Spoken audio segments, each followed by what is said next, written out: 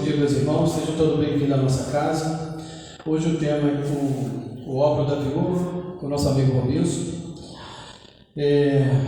Segundo o nosso diretor de página aqui, hoje é o 109, né, diretor? Então vamos à página. Do livro Vinha de Luz, ditado pelo Espírito Emmanuel, de Francisco Cândido Xavier. Nisto conhecemos o Espírito da Verdade e o Espírito do Erro. Isso está no Evangelho de João. Quando sabemos conservar a ligação com a paz divina, apesar de todas as perturbações humanas, perdoando quantas vezes forem necessárias ao companheiro que nos magoa, esquecendo o mal para construir o bem, amparando com sinceridade aos que nos aborrecem, cooperando espiritualmente através da ação e da oração a benefício do que nos persegue e calunia, olvidando nossos desejos particulares para servi-los em favor de todos, guardando a fé no supremo poder como luz inapagável no coração, perseverando na bondade construtiva, embora 1000 golpes da maldade nos assediem, ligando a nós mesmos para que a bênção divina resplandeça em torno de nossos passos, carregando nossas dificuldades como dádivas celestes, recebendo adversários por instrutores, bendizendo as lutas que nos aperfeiçoam a alma, à frente da esfera maior,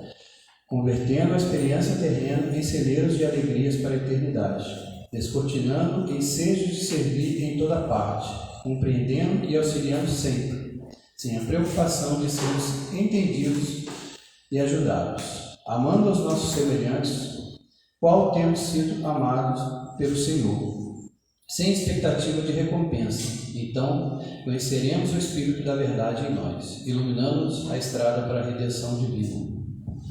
Bem, Emmanuel sempre muito objetivo e claro do que a gente precisa saber, do que a gente precisa fazer, né? Então, às vezes a gente recebe as provas, recebe as dificuldades no caminho, a gente tem dificuldade, a gente acha que isso é mais pesado para a gente do que para o outro, e na verdade tudo isso é para o seu aprendizado, né? Se você recebeu, é porque aquilo era para você se esforçar mesmo. Então, não adianta você levar uma vida, talvez, de facilidades e não sair daqui sem ter aprendido muito. Então, você precisa viver a paciência. Seu chefe, um chefe rigoroso, uma família que talvez te traga dificuldades também. Então, assim, é a paciência que era a sua dificuldade.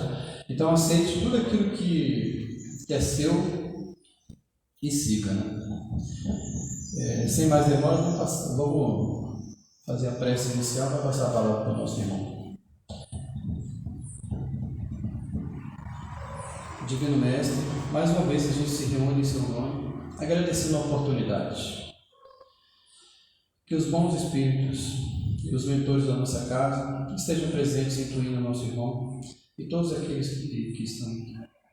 Te agradeço também pela oportunidade da vida e tudo aquilo que ela se apresenta para nós. Que a gente possa sair daqui melhor, com um sentimento de esperança de um mundo melhor. A gente agradece e inicia nossos trabalhos. Obrigado, Senhor. Com a palavra, Robinson.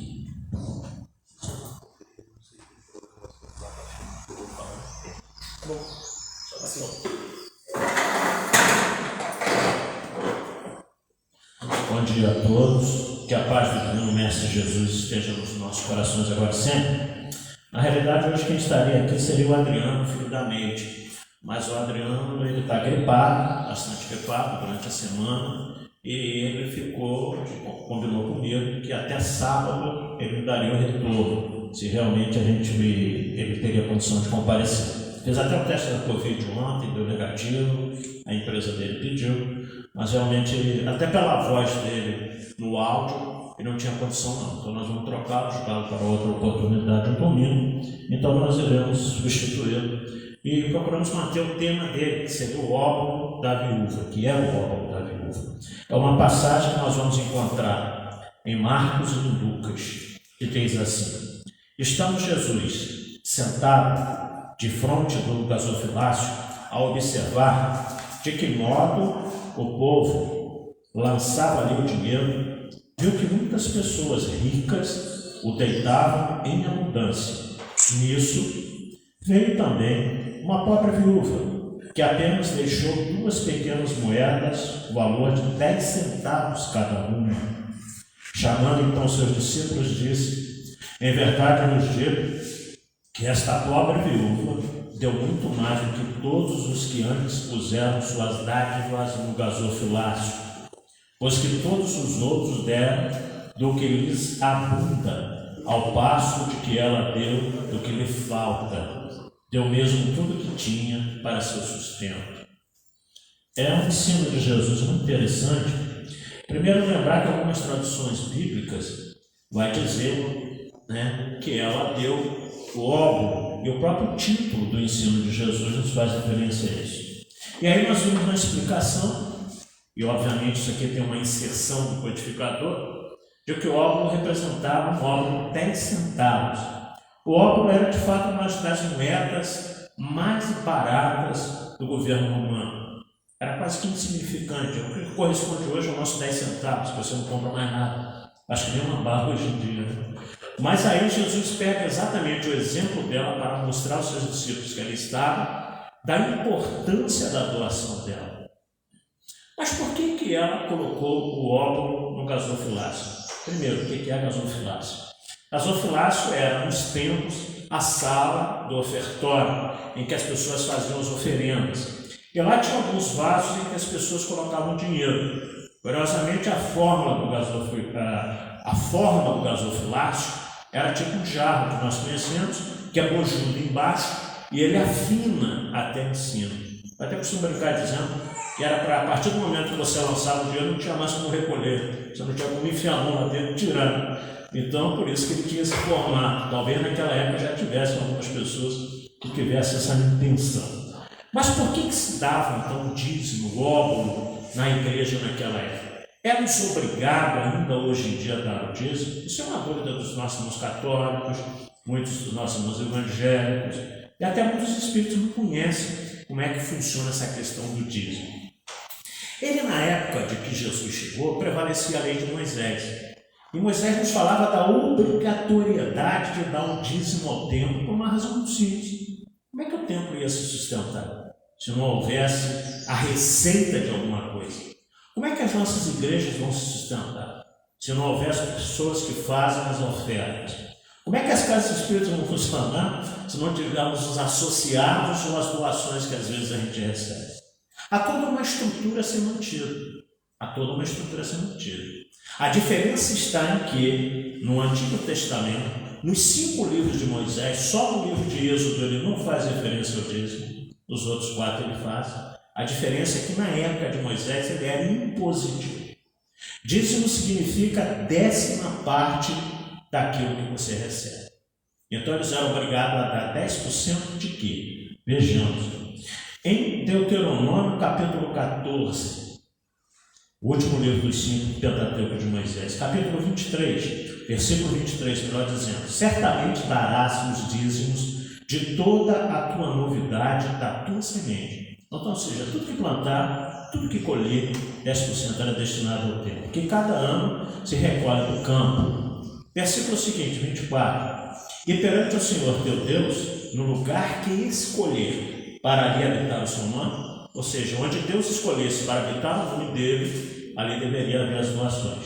Comerás os dízimos do teu cereal, do teu mosto. O que é mosto? Mosto era uma mistura açucarada que servia para fermentar as bebidas, principalmente o vinho.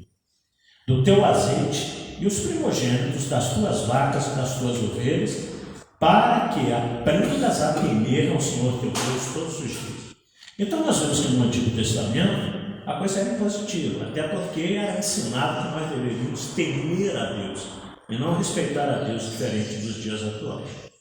Bom, e hoje? Nós somos obrigados? Não, obviamente que não. Hoje em dia há liberdade de você auxiliar ou não aonde você frequenta. Jesus faz uma única referência bastante clara com relação ao dízimo, está em Mateus, capítulo 23, mas ainda explicando o Antigo Testamento. Então era de uma certa forma impositiva. Então 10% de tudo que você arrecadava, você tinha que doar para a manutenção do templo. Né? Então a viúva estava ali exatamente cumprindo aquilo. Talvez as 2 moedinhas que ela tinha, como diz Jesus, inclusive era tudo, não era nem 10%, não era nem 10% do que ela realmente podia ofertar. E aí nós vemos em Malaquias também, no Antigo Testamento, olha quando uma coisa era complicada, né, no Antigo Testamento. Malaquias capítulo 3, versículo 8. Pode um homem roubar a Deus? Contudo, vocês estão me roubando. Seria Deus dizendo, né? E aí ela perguntou, mas como é que te roubamos? E aí, no caso, Deus, no Malaquias diria, nos dízimos e nas ofertas. Então, ou seja, até isso, né, no Antigo Testamento era bastante fiscalizado. Eu tenho amigos de todas as religiões, e obviamente a gente tem alguns fanáticos de outras religiões. Você está aqui qualquer, lá na prefeitura um tempo atrás, né, eu falei para um desses amigos meus, vem cá, você dá realmente lá na sua igreja 10% de tudo que você ganha? Não, isso dou sim, está na lei no Antigo Testamento, está em Moisés, está em Malaquias, mas 10% mesmo de tudo que você ganha, eu fui apertando ele, não dou sim. Do 13º. E de 1/3 das férias que você recebe tudo. Ela falou, não, esse verbo ser um presente indicativo já deixou dúvida, né? Eu não senti muita firmeza, não. Então, segundo Malaquias, eu já conhecia essa passagem bíblica, você está roubando a Deus. Ele ficou todo pensativo, né? Coitado. Mas, na realidade, se você me conhece, eu sou muito brincadeira. Então, a única referência que Jesus faz é em Mateus. O que Jesus diz? Especificamente, ai de vós, escribas e fariseus hipócritas, porque Jesus condenava muito os escribas e os fariseus em função de que eles passavam uma postura, mas na realidade eles procediam de outra maneira. Pois que dais o dízimo da hortelã, do êntalo. O que é êntalo, gente? Êntalo é da família da salsinha, semelhante à erva doce, que serve também para temperar os alimentos. E do cominho. O cominho também é uma mistura que a gente conhece, principalmente as donas de casa aí, que ajuda inclusive na nossa digestão. E desprezais o mais importante da lei, o juízo, a misericórdia e a fé. Deveis, pois, fazer estas coisas e não omitir aquelas. Então Jesus, na realidade, não é que ele consagra, mas ele mantém a tradição que havia na época da doação. E os pregadores dos tempos, antes do Cristo, começaram a incluir, além das oferendas da colheita, do gado, das ovelhas, começaram a incluir essas ervas especiais. Porque cá para nós, né? Fazer comida sem botar um temperinho também, né? E eu acho que eles começaram a pensar nisso. Então era necessário também ofertar essas ervas no templo para que se pudesse manter. Então é necessário, né? Mas não é obrigatório. Então, em um momento, Jesus afirma que é obrigatório. Mas Jesus chama a atenção dos fariseus, dizendo o seguinte: então vocês dão as oferendas no templo, achando que isso está tudo pago, tudo resolvido, mas vocês não cumprem a lei de Deus. E aí nós vemos que, infelizmente, muitas pessoas ainda hoje em dia procedem assim. Não, eu dou minha contribuição, eu pago, eu dou doações vultuosas para a igreja, por cento e tudo mais, está tudo resolvido. Não é assim que funciona. Nós não podemos comprar o nosso lugar no céu fazendo ofertas de natureza material. Até porque Jesus disse, tudo bem, mantém isso que é necessário que o tempo possa viver. Mas e o cumprimento da lei de Deus? A quanto andas isso? A vossa fé. E aí nós vemos que a viúva realmente era despojada. E quantos de nós somos despojados realmente de ofertar alguma coisa? Será que nós pensamos várias vezes antes de fazer uma doação? Antes de gastar o nosso dinheiro com alguém que precisa? Nós somos realmente muito complicados nesse aspecto, não é verdade? Eu tive por mim experiência própria. Alguns anos atrás, ali na vila, aproximou de mim um andarilho, um mendigo, e ele falou assim: você paga um café com leite para mim, um pão com manteiga? Eu falei, claro, natural. E eu lembrei, porque eu sei quanto eu tenho de dinheiro na minha carteira, eu nunca tenho muito, porque eu não ando com dinheiro, daqui eu também tenho. Eu lembrei que eu tinha uma nota de 20, uma nota de 10 e uma nota de 15.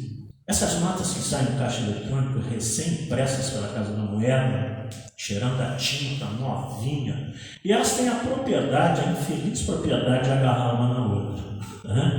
E eu pensei, vou dar R$5 para ele. Dependendo da padaria que na vila, ele consegue tomar café com leite e comer um pão com manteiga. Tirei, entreguei para ele, sem maiores atenções naquilo que eu estava fazendo. E ele saiu numa felicidade, né? Mas feliz mesmo. Obrigado. Eu não entendi nada. Como é que pode alguém ficar tão feliz com R$5, na verdade? Aí eu resolvi olhar minha carteira. Lembra que a nota nova, agarrando na outra, né? Quando eu olhei, só tinha 20. Eu dei R$15 para o mendigo tomar café. Eu confesso a vocês que eu quase avancei no mendigo, né? Eu falei, não, Ricardo, quase que eu falei, Ricardo, 10 é meu, o senhor é só 5, né? Mas olha que atitude totalmente anticristã que né? Na mesma hora, a mentora ali do lado, como que visualizando ela, falou assim, por que é o motivo da sua tristeza? Eu falei, não é possível que ela não viu, né? É espírito, né? Ela não viu que eu dei R$15 por mendigo. Quem sã consciência dá R$15 de esmola na rua? Não sei quem ganha muito dinheiro, eu acho que nem eles fazem isso, né? Ela falou, pois é. Mas você percebeu a alegria com que ele foi embora? Eu falei, nossa, lição de moral. Então, tipo assim, por que você não fica alegre com a alegria dele? Aí eu mudei por um instante. Assim, eu sorridente pela rua até o carro. Então nós vemos a dificuldade que nós mesmos espíritas cristãos ainda temos de despojarmos das coisas e realmente fazer essa caridade que a viúva fez. E Jesus coloca ela como exemplo para todos aqueles que ali estavam. Por que vocês não conseguem ser assim? Observa ela. Dá daquilo que te sobra, qualquer um faz. Isso qualquer um faz. Até final de ano, eu costumo sempre dizer, a gente faz uma limpeza em casa, né? Para poder dar as coisas aos pobres. Você já viu o que a gente dá? Aquilo que a gente não usa faz tempo. E muitas vezes a gente pega, abre o guarda-roupa lá, tira aquela roupinha que está chamada naftalina, faz 5 anos que você não usa aquilo. Aí você olha, vira para um lado todo. Não, essa ainda está boa, não vou dar não. Você quer dar coisa ruim para os outros? É por isso que o centro, o Solange até botou uma placa uma vez, não estamos aceitando doações, né? Até porque a nossa área de assistência social realmente estava comprometida, estava prejudicada por falta de trabalhadores. Aí você recebe muitas vezes coisas aqui que o lugar dele é na lixeira, não é para doar em ninguém, não. Coisas sujas, coisas furadas, coisas rasgadas, sem condição de uso. E se não tem condição de uso para nós, o que terá para o nosso semelhante, menos abastados? Então nós vemos a dificuldade consciencial que nós ainda temos de exercer a caridade na sua plenitude. Mas mesmo assim, ainda tem pessoas que fazem caridade ostentando. Se vocês analisarem direitinho o Evangelho segundo o Espiritismo, essa parábola do óbolo da viúva está dentro do capítulo não saiba a vossa mão esquerda que dê a vossa mão direita. E é novamente o ensino de Jesus em Mateus que nos diz o seguinte: tomai cuidado em não praticar as boas obras diante dos homens para serem vistas, pois do contrário não recebereis recompensa do vosso Pai que está nos céus. Assim, quando derdes esmola, não façais tocar a trombeta diante de vós, como fazem os hipócritas nas sinagogas e nas ruas, para serem louvados pelos homens. Digo-vos em verdade que eles já receberam sua recompensa. Quando derdes esmola, não saiba a vossa mão esquerda que faz a vossa mão direita, a fim de que a esmola fique em segredo. E vosso Pai, que vê o que se passa em segredo, vos recompensará. Então Jesus já nos ensinava que fazer caridade não deve se chamar a atenção. Para quê? Para que a gente receba a homenagem dos homens, conforme ele diz aqui. Porque se nós formos homenageados pelos homens, a nossa recompensa já se deu aqui na Terra. Já se deu aqui na Terra. E tem muitas pessoas que dizem assim: nossa mãe, né? Eu ajudei tanto fulano. Você acredita que nem obrigado ele me diz?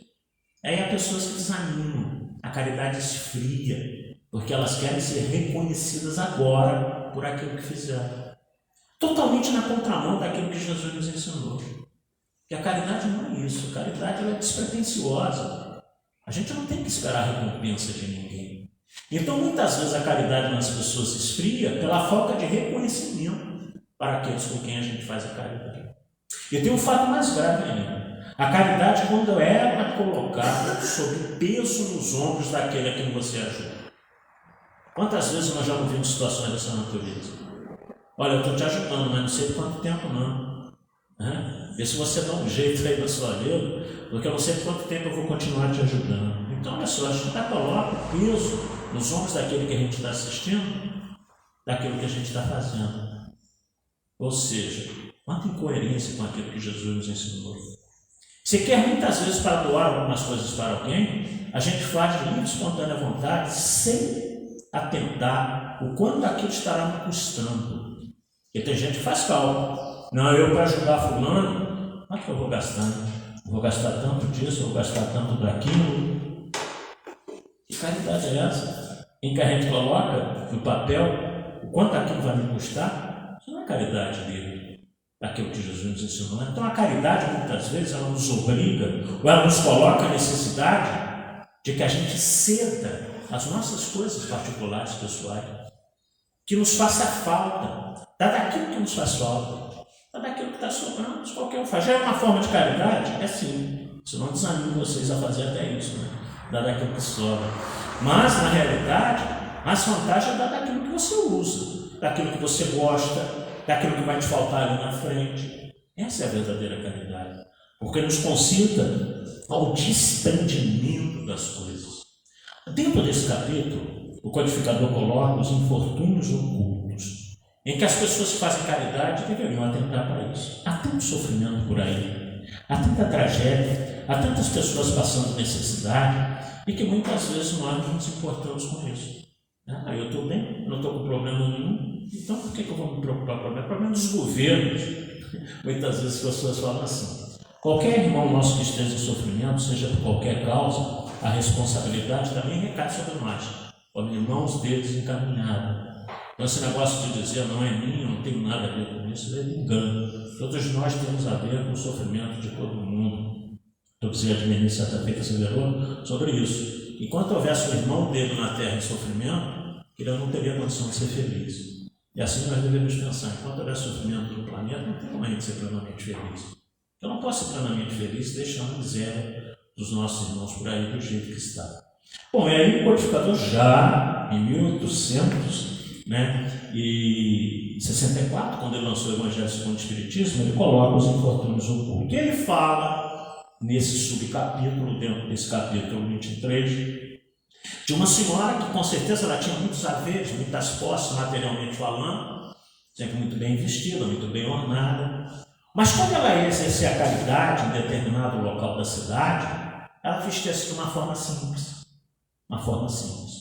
e ela levava muitas coisas para aquelas famílias carentes às quais ela visitava, e levava junto consigo a sua filhinha, que também fazia questão com que ela trajasse de uma forma absolutamente normal, que não ostentasse aquilo que elas tinham.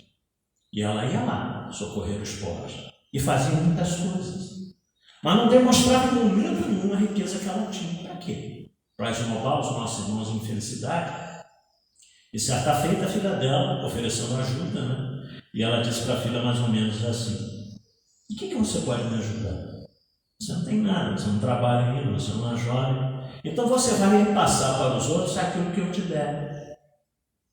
É uma forma já de caridade? Sim. Mas olha o que a mãe deixa na consciência daquela menina, para que ela crescesse sabendo que o importante é o que ela tivesse condição de oferecer, não apenas repassasse aquilo que lhe deu. Muitos de nós somos apenas repassadores daquilo que nos dão. Então a gente ganha e distribui. Que bom que a gente não consegue fazer isso. Mas o grande mérito, muitas vezes, é daquele que dá e não quer sequer aparecer. Nós temos casos aqui na secretaria, vários. A pessoa faz uma doação e fala assim: "Não quero nem que você coloque meu nome, não, tá? Estou dando aí." E a gente fica com dificuldade, porque toda doação tem que ter recibo. A gente tem que botar no recibo lá anônimo, porque a pessoa não quer se identificar. Mas é uma forma muito interessante de caridade. Não estou dizendo que a gente tem que proceder daqui para frente assim, não. De forma nenhuma que a gente não proceda assim. Mas tem pessoas que fazem questão de realmente não aparecer naquilo que estão fazendo. Talvez inserido bastante dentro desse propósito desse capítulo 23, que Kardec nos fala de que nós não devemos fazer ostentação daquilo que nós damos. Então a verdadeira caridade é isso, é que seja uma coisa despojada da nossa vida, que a gente realmente auxilie as pessoas. E a caridade é muito importante, Se nós formos analisar todos os atos de Jesus, se resumem na caridade e na humildade, as duas virtudes contrárias aos dois maiores vícios da humanidade, o orgulho e o egoísmo. Não tem como ser caridoso se você é orgulhoso, e você vai ferir a suscetibilidade das pessoas que estejam recebendo a sua caridade.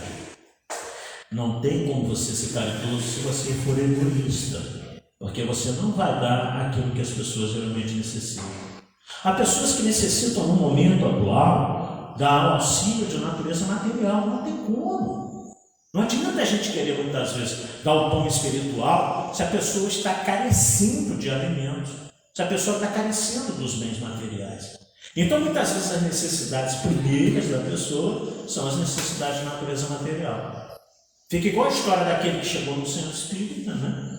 E ele falou assim: vocês têm alguma coisa aí que possa me alimentar? Olha, no momento nós não temos não, mas você vai ouvir uma palestra belíssima que vai falar para você sobre Jesus. O cidadão sentou na plateia e o orador, muito bem inspirado naquela noite, falou 1 hora lá sobre passagens evangélicas, e o cidadão sentado lá no meio, com fome. Terminou a palestra e o dirigente da casa espírita perguntou a ele: e aí, gostou da palestra? Ele falou assim: gostei muito, mas eu continuo com fome. Vocês têm alguma coisa para me oferecer? Isso não tem jeito. Há coisas que têm que ser atendidas imediatamente. As necessidades são de natureza material. Porque estômago vazio não tem condições de apreender aquilo que recebe. Não adianta, as pessoas às vezes nem se concentram, não prestam atenção.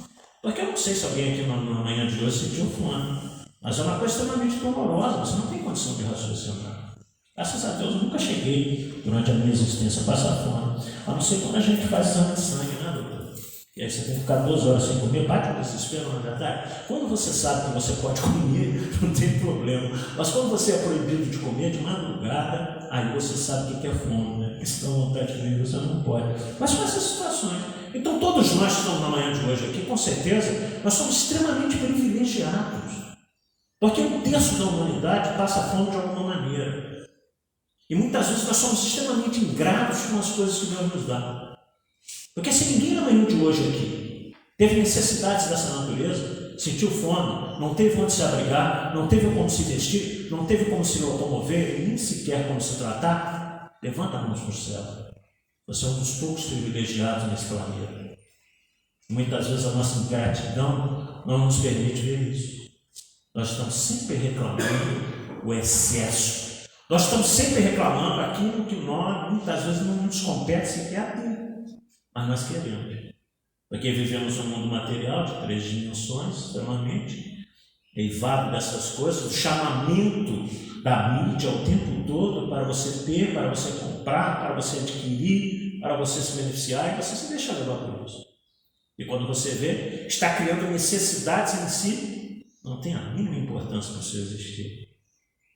Porque, como disse Jesus, de que adianta doar todas essas coisas no tempo se você não respeita a lei, se você não respeita o juízo de quê? Juízo de valores, juízo daquilo que nós estamos fazendo na nossa vida e, sobretudo, da fé. Ele coloca a questão da fé.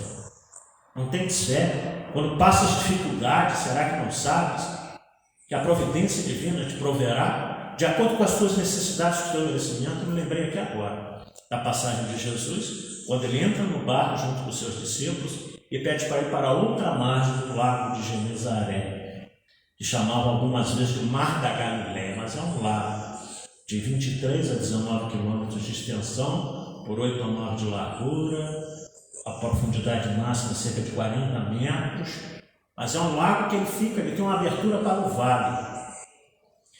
E aí naquele vale em que emboca ali naquele lago, muitas vezes vem correntes de vento fortíssimas e muda a situação.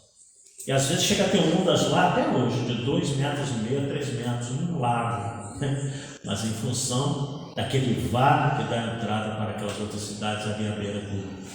Então muitas vezes é muito conturbado. E muitas vezes o tempo fecha assim, de repente aquilo agita as águas e tudo mais. E Jesus no barco, os discípulos indo para outra margem, começa uma tempestade. E aí eles ficam todos apavorados. Jesus dormindo. uma espécie de uma almofada, reclinado lá no barco, na polpa do barco, dormindo, tranquilo. E eles agitavam, entrando no barco, desespero bateu, todo mundo gritando: Jesus, Senhor, Senhor, nós vamos morrer afogados. Jesus acorda e fala: ô homens de pouca fé, onde está a vossa fé? E Jesus acalma a tempestade, a água serena, os ventos vão embora, e ele diz: quem é esse que até as águas e os ventos respeitam? E é curioso observar que Jesus questiona ele: onde está a vossa fé? Eu estou aqui com vocês, vocês estão com medo de se afogar? Então, ou seja, tudo que vocês viram fazer, tudo que vocês presenciaram, não tem valor nenhum para vocês. Então, muitas vezes, como coloca aqui nessa passagem, nesse ensino, ele está nos dizendo exatamente que até com relação às necessidades materiais nos falta fé. Eu estou sem dinheiro, eu estou passando por isso, estou passando por aquilo. Cadê a vossa fé? É uma situação momentânea, vai passar, como já passaram tantas outras na nossa vida. Então Jesus deu tanta importância à caridade em todas as formas, porque é curioso observar que nesse capítulo 23 também, Jesus insere a questão da caridade de Jesus. Kardec insere, sob inspiração do Cristo, Kardec insere a questão da caridade material e da caridade moral. É uma mensagem do Espírito chamado Irmã Rosária, que veio em Paris no ano de 1863, e que ela nos fala muito bem sobre isso. Caridade material qualquer um é capaz de fazer, mas há uma caridade muito mais difícil que a caridade moral, que a caridade material, que é a caridade moral. Então Rosária nos fala que a caridade moral consiste em quê? Consiste em suportarmos uns aos outros. Eita, que dificuldade, na verdade. É uma forma de caridade. Será que nós já paramos para pensar nisso? Principalmente nesses tempos atuais que nós estamos vivendo, em que as mídias sociais levam-nos, muitas vezes até espíritas, a detonar, uma linguagem bem popular lá fora, outras pessoas, irmãos nossos, políticos, administradores, pessoas de destaque na sociedade, mas são irmãos nossos. Por nós observar, e muitas vezes a gente fala com um propósito de desqualificar a pessoa diante de outras pessoas, como se nós fôssemos juízes, como se nós fôssemos policiais para prender, julgadores, sentenciadores dos outros, quando nem Cristo julgou ninguém, mostrando-nos uma das maiores formas de caridade, a não maledicência e a não julgar as pessoas, porque nós não sabemos os meandros da vida de ninguém, porque a pessoa está naquele comportamento, naquela dificuldade. Aliás, uma vez Chico Xavier disse uma coisa muito interessante: ladrão é qualquer um de nós que foi descoberto, porque muitos de nós ainda não fomos, porque, mas eu não roubo dinheiro. Não, às vezes roubamos ideias, roubamos uma série de coisas, roubamos a paz dos outros. Então há várias formas de roubo, não é só financeiro, não. Então muita propriedade é sempre isso. Ladrão é qualquer um de nós que foi descoberto, porque muitos de nós ainda não fomos, só isso. E Divaldo já dizia também, nós questionamos os políticos, criticamos, mas porque nós não estamos no lugar deles. Talvez se nós estivéssemos lá, faríamos pior ainda. Então a caridade de não julgar ninguém, porque nem ele julgou. A mulher adúltera que era apedrejada em praça pública, ele demonstra uma das maiores formas de caridade. Quando chegam os fariseus, aquela mulher surpreendida de adultério, Senhor, diz as leis de Moisés, as adúlteras devem ser apedrejadas, que diz. E ele fica escrevendo na areia. Talvez uma das poucas coisas que Jesus escreveu. Ele fica escrevendo na areia, porque ele não escreveu nada. Seus discípulos aqui narraram. E ele dá um tempo. Então as pessoas aquietam-se ali. Detalhe, à frente dos fariseus vinham os acusadores. E eles eram as primeiras pessoas que tinham direito de apedrejar quem fosse prendido em adultério. Os acusadores, naquela época já tinha, né? Nós estamos cheios de acusadores ainda nos dias atuais. E aí eles vieram à frente com as pedras na mão e a multidão atrás. Então Jesus acerena os corações ali naqueles segundinhos em que ele abaixa e faz tocar a todos eles com a aura infinita que ele tinha, já que Chico Xavier tinha uma aura de 15 metros de extensão para todos os lados, para cima, para baixo, para todos os lados. Eu fico imaginando a extensão da aura do Cristo. Então é natural que quem estivesse próximo dele era envolvido naquela ambientação que ele trazia, de amor, de bondade, de respeito, de entendimento das misérias humanas. E aí ele questiona, levanta e fala: então atira a primeira pedra que eles tivessem culpado. Vai saindo dos mais jovens até os mais velhos, inclusive os acusadores. Foram todos embora, a mulher ficou sozinha. Falou: mulher, cadê aqueles que te culparam? Aqueles que te trouxeram você aqui para ser julgado? Ele falou assim: não, foram todos embora. Então também não te condeno, não. Mas vá de outras vezes não tornes a pecar. Por quê? A advertência de Jesus. Porque nós sabemos que o erro repetidamente é agravado. Mas mesmo assim nós sabemos também que teremos tantas e tantas e tantas oportunidades como forem necessárias. Então não julgar é um princípio da lei moral de Jesus. Quando é que nós cristãos vamos entender isso? Não? Todos nós também estamos por isso aí também. Faz parte de todos nós. Então a irmã Rosário nos ensinava que a maior caridade que nós possamos fazer aos nossos semelhantes é a caridade de natureza moral. Ah, Robson, mas é tão difícil conviver com fulano, eu sei. Tem pessoas assim na família, tem pessoas no trabalho, na sociedade, no centro espírita, todo lugar tem. Então não sejamos hipócritas como os fariseus e os saduceus, como dizia Jesus, não. Há pessoas que nós temos um pouco mais de dificuldade em relacionamento. Há pessoas que nós temos muito mais facilidade de relacionamento. Isso é da lei natural das simpatias e das antipatias, conforme está no Livro dos Espíritos, na questão 386, na questão 389. Nas 386, os Espíritos nos dizem mais ou menos assim. Né? Essa coisa que nós encontramos com alguém, que nos sentimos bem, o que é isso? Né? Conhecimento de outras vidas, pessoas que fizeram parte da nossa existência, que nós apostamos e até amamos, então é por isso que nós nos sentimos bem com cada um dela. São espíritos que quase que se adivinham até o sentimento bom que temos para com os outros. E é por isso que a gente fala assim muitas vezes: fiquei conhecendo fulano, meu santo foi com dele, né? Desde o primeiro momento, meu santo foi com ele, com o dele. Isso pode ser fruto de relacionamentos anteriores, como pode ser simplesmente, por analogia, espíritos simpáticos, que pensam da mesma maneira, que têm mesmo propósito, por isso que a gente sente bem. Em contrapartida, na questão 389, então os espíritos nos falam dos espíritos antagônicos, que são espíritos que nós, de uma certa forma, também reconhecemos. Porque foram aqueles com quem nós tivemos desentendimentos no passado, simplesmente são espíritos que pensam completamente diferente da gente e a gente não se sente bem. Mas aí eu tenho que alijar essa criatura do meu convívio? Isso não é caridade. A caridade é trazer ele para o meu convívio. De que maneira? Se eu não consigo ter a mesma relação de amizade que eu tenho por quem eu amo, por quem me ama, então pelo menos eu tenho que respeitar. Eu tenho que tratar bem, ajudar a não criticar. Quantas vezes a pessoa chega perto da gente e fala assim: nossa, mas fulano, né? Fulano fez isso, fulano fez aquilo, criticando no sentido pejorativo, dizendo as coisas ruins que a pessoa fez. O que é buscar enquanto cristão? Tudo bem, mas você já observou que ele também tem esse lado bom, tem esse lado positivo? Você já viu quantas coisas boas ele fez também? Isso seria exercer a caridade moral, como nos fala na Rosário. Mas que muitos de nós ainda não estamos preparados para isso. A verdade é essa. Infelizmente, a gente ainda gosta de fofoca.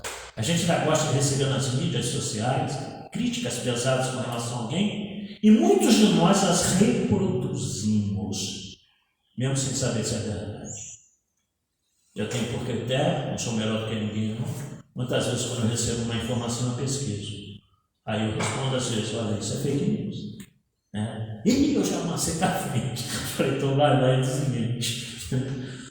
Por quê? Nós temos que ter esse cuidado de ficar repassando essas coisas que realmente não nos competem. Esse capítulo também é uma coisa muito interessante, que Jesus nos fala de convidar os pobres e os estropiados, dar sem esperar retribuição. Diz também aquele que o convidar: quando derdes um jantar ou uma ceia, não convideis nem os vossos amigos, nem os vossos irmãos. Calma, não entender isso. Nem os vossos parentes, nem os vossos vizinhos que forem ricos, para que em seguida não vos convidem a seu turno e assim, e atribuam o que vós recebeis. Quando derdes um festim, convidai para ele os pobres, os estropiados, os coxos, os cegos, e sereis ditosos por não terem eles meio de vos retribuir. Por isso será retribuído a ressurreição do justo. Um dos que achavam à mesa ouvindo essas palavras disse: feliz do que comer do pão no reino de Deus. Lucas capítulo 14, versículo 12 a 15. Ora, o que Jesus quis dizer com isso? Que nós não devemos fazer parte do convívio dos nossos parentes, amigos, familiares. Não, isso. Ele quis nos dar um exemplo. Por que a gente só convida quem tem condição de retribuir? Vou convidar o Alberto para ir na minha casa, porque eu tenho condição do Alberto para convidar para ir na casa dele, né? Então ele vai pagar aquilo que ele fez por mim, que eu fiz por ele, e assim sucessivamente. Percebe que Jesus quis dizer o seguinte: dá aquele que não tem a mínima condição de fazer nada com você. É só isso que quer dizer essa passagem. Ele não está negando que nós devamos ter esse convívio fraterno, dessa inter-relação pessoal com as pessoas que a gente gosta, não, que a gente conhece. Mas ele está nos dizendo que a caridade está também em fazer por aquele que nada pode fazer por você, em contrapartida. Agora, nos é ainda muito difícil entender essa questão da caridade, claro é. No livro Pontos e Pontos, Psicografia de Francisco, Pontos e Apólogos, Psicografia de Chico Xavier, do Espírito Irmão X, nós sabemos que Irmão X, né, era o Espírito Humberto de Campos, mas que a família depois entrou na justiça, processando o Chico pelas obras dele. Então ele passou, a partir dali, Humberto de Campos, recomendação ao próprio Chico, assinar como Irmão X. Depois o processo se encerrou na justiça, a família viu que não era nada daquilo, e ele voltou a assinar como Humberto de Campos. Mas esse livro, Pontos e Apólogos, então ele passou a assinar como Irmão X. E aí tem, no capítulo 12, o exame da caridade. Olha como a nossa caridade, e por isso que eu inseri isso agora, dentro desse capítulo, desse subcapítulo, de convidar os pobres e os estropiados para a sua casa. E aí é uma historinha chamada, tem sobre o título, o exame da caridade, que nos diz assim: em populosa cidade do Brasil, 3 amigos, Espírita Ribeiro, Pires e Martins, inspirados pelo Consolador Prometido, resolveram fundar uma instituição religiosa que teria como base o estudo da moral cristã. Nós sabemos que a doutrina espírita tem o seu aspecto tríplice: ciência, filosofia e religião. Mas resolveram fundar uma instituição em que basicamente os estudos e as palestras versariam sobre a parte moral da doutrina. E assim fizeram. Fundaram uma instituição, expressivo nome de companheiros se agregaram a eles, e manifestou-se uma entidade espiritual dizendo que seria a mentora daquele grupo. Como nós temos o nosso mentor maior aqui, Dr. Adolfo Bezerra de Menezes, e ela se apresentou um espírito feminino com o nome de Custódia. Custódia, uma definição simples do dicionário, um substantivo feminino, que significa ato e efeito de proteger. Então, quem tem o nome de Custódia é aquela pessoa protetora, é aquela pessoa afável, aquela pessoa que está preocupada com as coisas. Curiosamente, ela adotou esse nome de Custódia, essa entidade espiritual, que seria a mentor, traía sobre ela os encargos da direção espiritual de toda aquela organização religiosa que Ribeiro Pires e Martins fundaram. Então ali eram feitas palestras edificantes, sobretudo na área da caridade, os livros eram assim também. Como chegou resumindo a história, aquela instituição espírita se tornou um verdadeiro centro de divulgação da moral cristã, mas sobretudo desse aspecto de auxiliar uns aos outros. Quando o Centro Espírita fez 10 anos de fundação, resolveram então, por inspiração da própria irmã Custódia, que cada um deles deveria fazer uma dissertação nessa área da doutrina, porque seria uma coisa bastante interessante que eles pronunciaram em conferências, todas elas baseadas nessa proposta da caridade. Então ficou da seguinte maneira: um deles falaria sobre caridade e humanidade. O segundo falaria sobre caridade e iluminação. O terceiro falaria sobre caridade e harmonia. Ou seja, todos os temas baseados na caridade. E o que aconteceu é o seguinte: chegava a noite, aquelas conferências aconteceram na mesma noite, o ambiente ficou festivo, belíssimo, cheio de entidades espirituais, Custódia presente, aquela harmonia, aquela coisa graciosa, um ambiente realmente todo fraterno. Quando acabou, todo mundo se felicitava lá, se cumprimentava, se saudava pela magnitude das expressões que naquela noite fizeram acerca da caridade. E os 3 amigos, Ribeiro, Pires e Martins, resolveram então: não vou pegar o bonde não dessa história, Esse livro é de 1957. Então resolveram pegar o bonde não pegar o bonde para casa, para que eles pudessem ir comentando acerca daquela noite festiva naquela instituição inteiramente dedicada à prática da caridade. A prática, a teoria da caridade. Eles foram caminhando. Já era tarde da noite, porque esperaram encerrar todas as atividades, todo mundo ir embora, fechar o salão, como a gente faz aqui. E aí aconteceu que caminhando para casa os três, pelo meio da rua, em sentido contrário, veio uma senhora bastante idosa, e disse para eles o seguinte: eu precisaria muito da ajuda de vocês, porque eu estava desempregado, mas eu arrumei um emprego numa cidade aqui próxima. Só que está tarde da noite, eu não tenho como ir para lá, não tenho condição, eu não tenho sequer recurso. Então eu gostaria, quem sabe se um de vocês três pudesse só essa noite me hospedar na casa de vocês, para que amanhã bem cedo eu tomasse rumo para a cidade aqui próxima, onde eu arrumei um emprego e eu vou começar a trabalhar. Ribeiro foi o primeiro a se manifestar, né? Então elas perguntam: qual dos três poderia me fazer esse favor? Ribeiro, constrangido, disse o seguinte: infelizmente eu não posso, minha mulher não compreenderia. Tem mulheres que não compreendem mesmo, mas tem maridos também que não, mas isso é verdadeira. Minha mulher não compreenderia. É uma história, mas a gente fica imaginando. Qual mulher não compreenderia se chegar com uma idosa em casa necessitando de abrigo naquela noite? Mas foi a desculpa que Ribeiro Pires, encorajado, ajudou. Eu também sinto dificuldade. Sem dúvida, eu estou pronto a praticar o bem. Contudo, a senhora, apesar de credora de todo o meu respeito, é mulher. Meus vizinhos não me perdoariam mandando na presença junto de mim.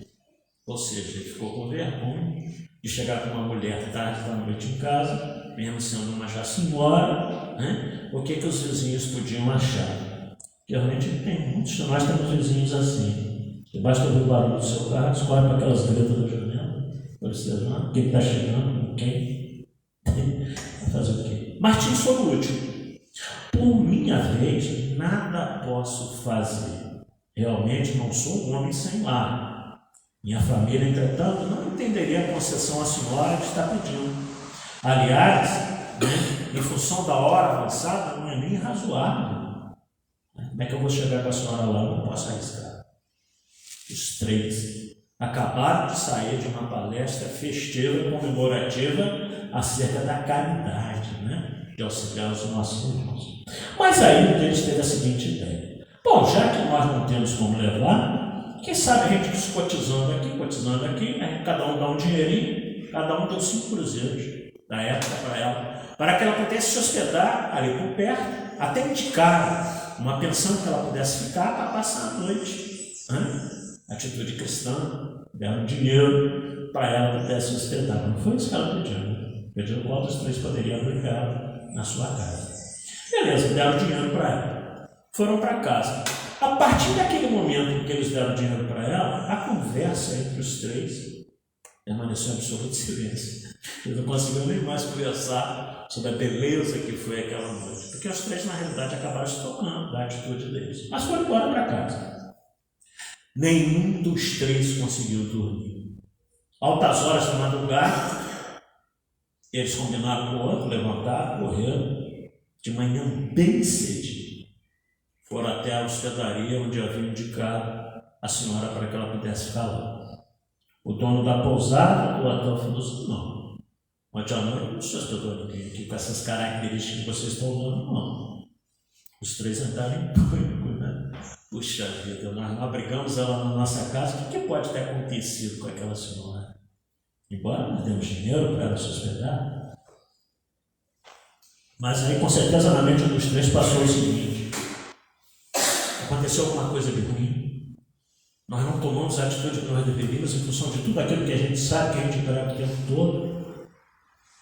Naquela semana à noite, na reunião mediúnica, Irmã Custódia se manifesta. Um sorriso nos lábios. Espírito dificilmente sorri. Eu sei por experiência própria. Mas ela com um sorriso nos lábios, né? Eles são muito sérios quando eles estão em lição de moral na gente. De repente ela ficou séria e falou assim: pois é, naquela noite, aquela senhora em plena rua que vocês encontraram era eu. Eu me materializei para testar a caridade de vocês três. Infelizmente, depois de 10 anos de trabalho na espiritualidade, vocês só foram capazes de dar 5 cruzeiros para que eu pudesse me hospedar em algum lugar. Nenhum de vocês foi realmente aquele cristão de me receber na casa de vocês.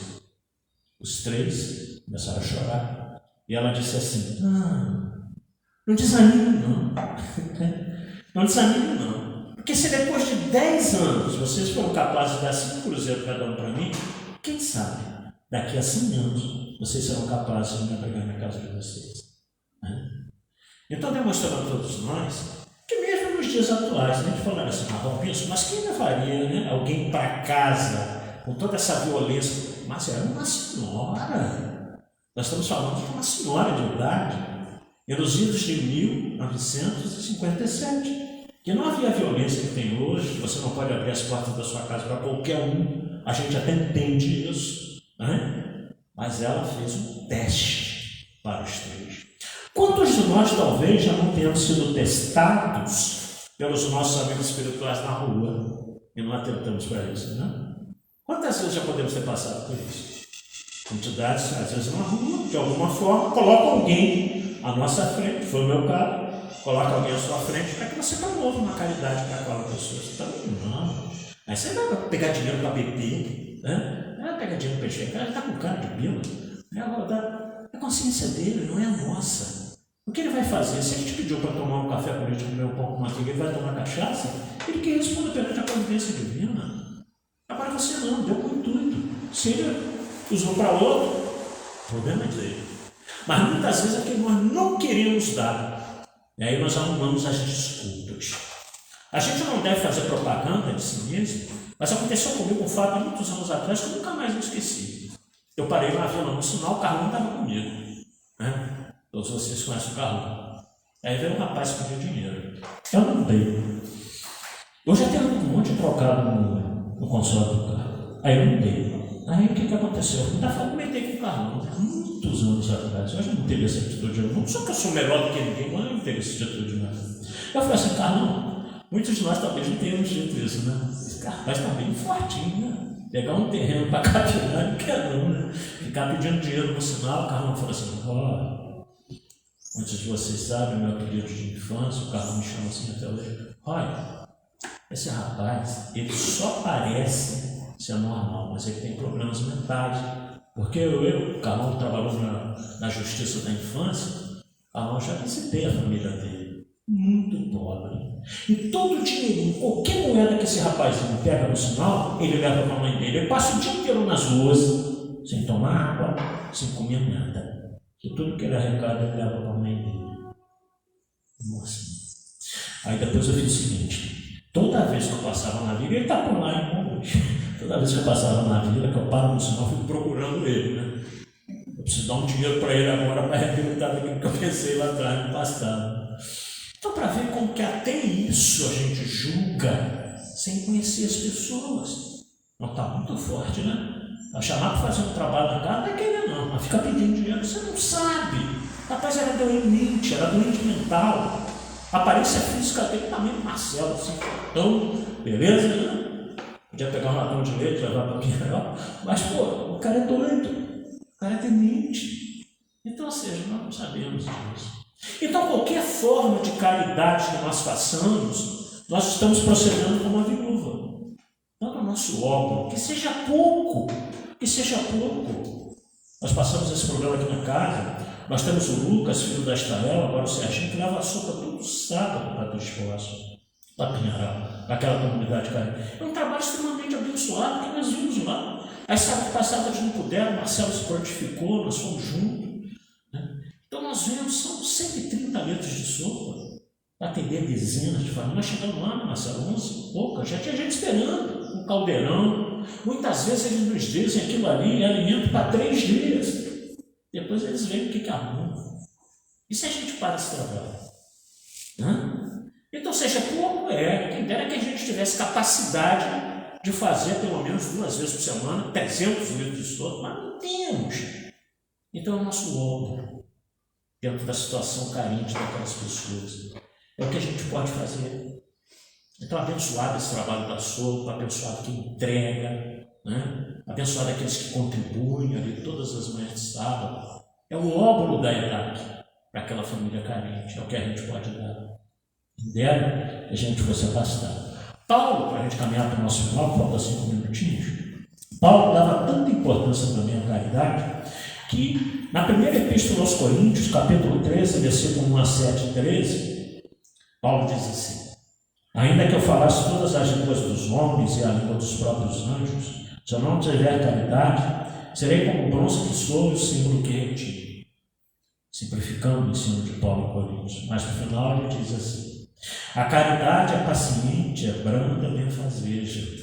A caridade não é invejosa, a caridade não é temerária, não tem medo de fazer caridade, não é precipitada, não se enche de orgulho. Olha como Paulo nos dá a lição de tudo aquilo que Jesus falou. Claro que Paulo ouviu de Cristo, tanto é que ele escreveu as suas cartas, nesse caso aqui aos Coríntios. Não se agasta, não se azeda com coisa alguma. Então a caridade não nos deve levar a qualquer tipo de aborrecimento por fazê-la, mesmo que nós recebamos ingratidão por sermos caridosos. Não suspeita mal. Acabei de falar das lições que eu digo na vida, né? A caridade não suspeita mal. Você não pode suspeitar da pessoa que você está ajudando a ter tempo, qual é o propósito dela, isso é problema dela.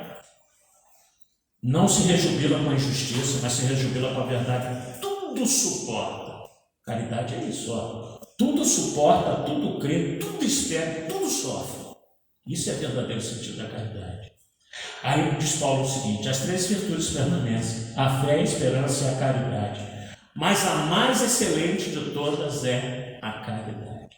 Então Paulo deixa-nos bem claro que a caridade, que a virtude mais excelente para todos nós é a caridade, os seus múltiplos aspectos. Aí eu quero dizer para vocês o seguinte: a maioria das Bíblias que vocês têm em casa, provavelmente vocês vão encontrar a palavra amor no lugar da palavra caridade. Eu tenho 5 versões da Bíblia em casa, 3 protestantes e 2 católicas. Numa protestante, da Sociedade Bíblica do Brasil, que todas as Bíblias protestantes são traduzidas por João Ferreira de Almeida, vocês vão encontrar a maioria da palavra amor. Não tem problema algum. Mas nessa Bíblia protestante está a palavra caridade. Eu tenho a Bíblia católica que eu comprei no ano de 1982 e que ela tem um carimbo imprimado. Toda vez que vocês virem na igreja católica um carimbo chamado imprimato, é a Bíblia que os católicos têm como a Bíblia legítima, traduzida da Bíblia de Israel. Assinada nessa Bíblia pelo Dom Paulo Evaristo Arnes, que na época era o arcebispo de São Paulo. Porque todo esse assinado. Nessa Bíblia católica, grande, que muitos de vocês devem ter em casa, está a palavra caridade. Mas qual o problema de nas outras traduções bíblicas está a palavra amor? Porque uma das mais belas definições que eu vi sobre caridade foi dito pelo Manuel Coelho. Caridade é o amor em movimento. Então, não tem problema de estar amor. Porque é a oportunidade que nós temos de operacionalizar o amor na prática. Aí é o amor vivenciando a verdadeira caridade. Mesmo que, volto a dizer, que seja curta, mesmo que seja pouca, mesmo que seja pequenininha. Encerrando com dois poemazinhos, que está no livro Ideias e Ilustrações, Chico Xavier, 2 quadrinhos, né? De Alberto de Souza. Não conhece o nosso Alberto aqui não, mas é o de Souza. E ele diz o seguinte, com relação à caridade: não digas que amas a Deus sem serviço à humanidade. Deus traz as mãos invisíveis nos braços da caridade. A outra: não faças sombras ou deserto a interrogar o porvir. A estrada responde certo a quem procura servir. Sirvamos dentro das nossas mínimas possibilidades, mas sirvamos sobretudo com muito amor. Tudo que nós fizermos para os nossos semelhantes, que seja de natureza material, mas que seja sobretudo de natureza moral. Amemos uns aos outros, como nos ensinou Jesus. Muita paz a todos.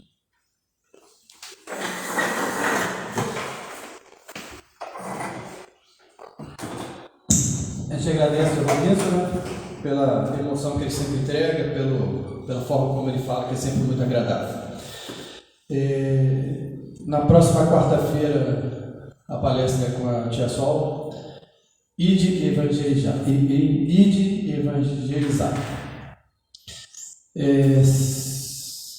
Nas redes sociais, se alguém quiser participar dos estudos, tem o estudo na terça e na quinta, é só mandar entrar lá no Filipe, a gente consegue fazer o link para a pessoa participar do estudo. As palestras públicas na quarta, às 19h30 e domingo, às 9 horas. Se alguém quiser se associar também à casa, os dias que tem palestra, né, as quartas e domingos, a Angélica está aqui para fazer isso. Então vamos encerrar e passar para a segunda parte do nosso trabalho. Quer fazer, amigo? Quer fazer isso? Pode ser? Então vamos elevar nossos pensamentos e agradecer a oportunidade. Pai de infinito amor, mais uma vez a gente encerra o nosso estudo de hoje, agradecendo a oportunidade e reconhecendo que a gente tem muito ainda por fazer e que as oportunidades apareçam e a gente consiga aplicar isso, sabendo que somos devedores e que a gente enxergue esse mundo com maior esperança, como oportunidade para crescer. A gente agradece a Falange Amiga, dos benfeitores da casa, né? Através de Bezerra de Menezes e todos os seus trabalhadores. Te agradece e encerra então, desse primeira parte, inicia o segundo. Equipe de passe, né? Por favor. E quem tiver necessidade é só aguardar, por favor, aí, né? Que vai ser chamado.